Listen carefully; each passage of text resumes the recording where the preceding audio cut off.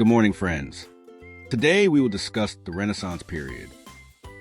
The Renaissance was a name of the Enlightenment that came after a dark age. It is a period that started in Italy in the late 14th century and spread throughout Europe.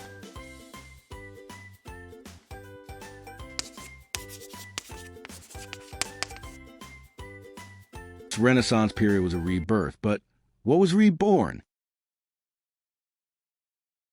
It is the rebirth of late antiquity values of ancient Greek and Roman, secularism, liberal education, free art, virtue and wisdom, and last but not least democracy.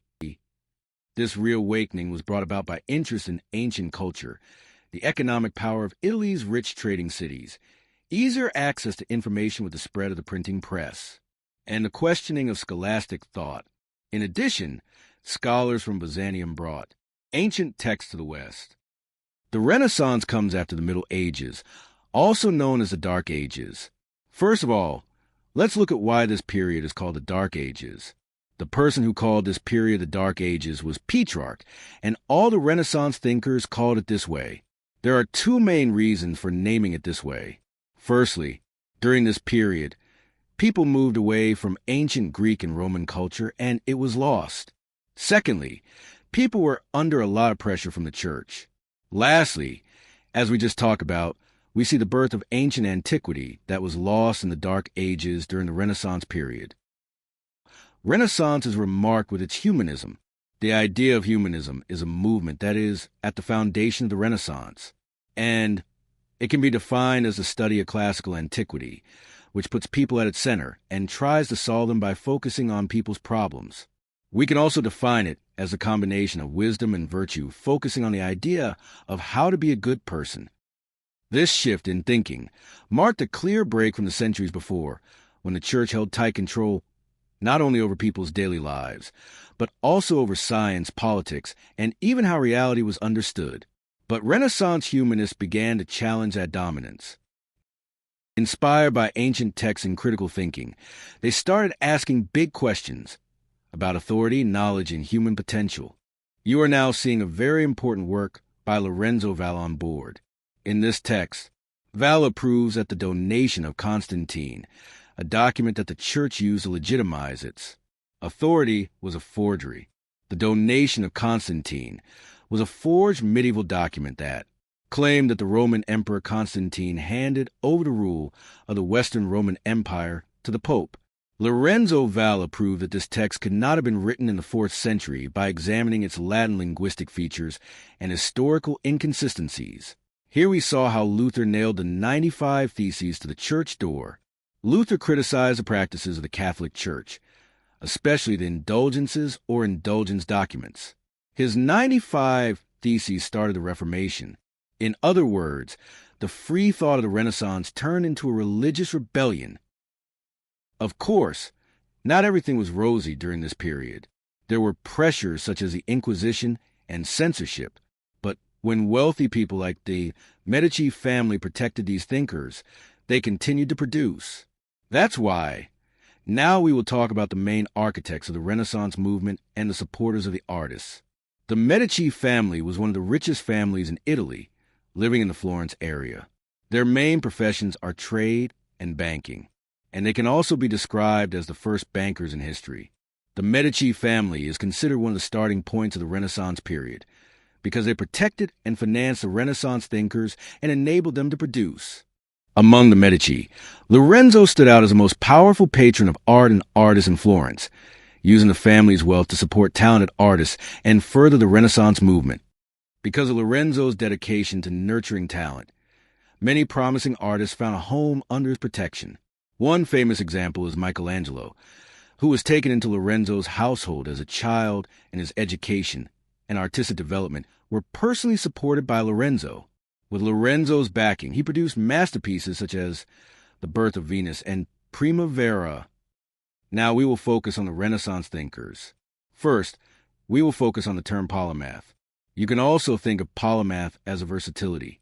Renaissance thinkers were not just focused on medicine, mathematics, or a single field.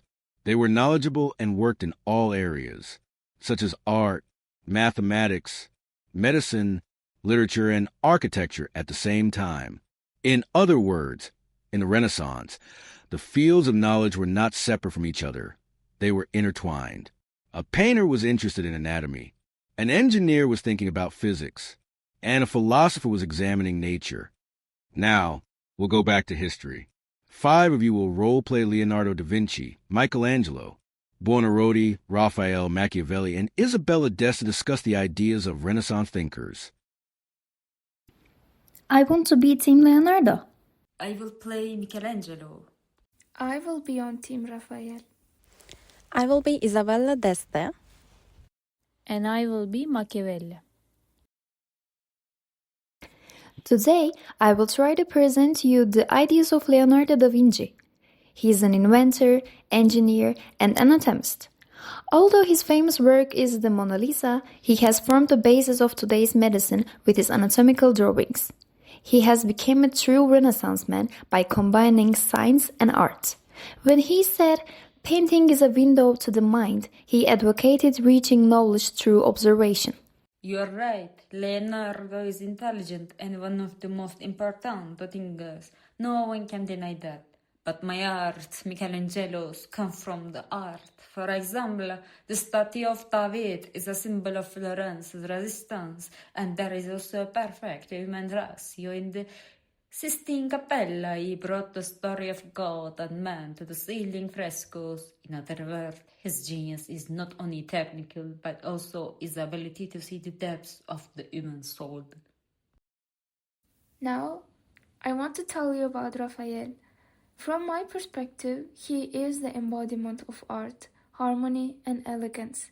He created an intellectual picture by bringing together ancient Greek philosophers in the school of Athens.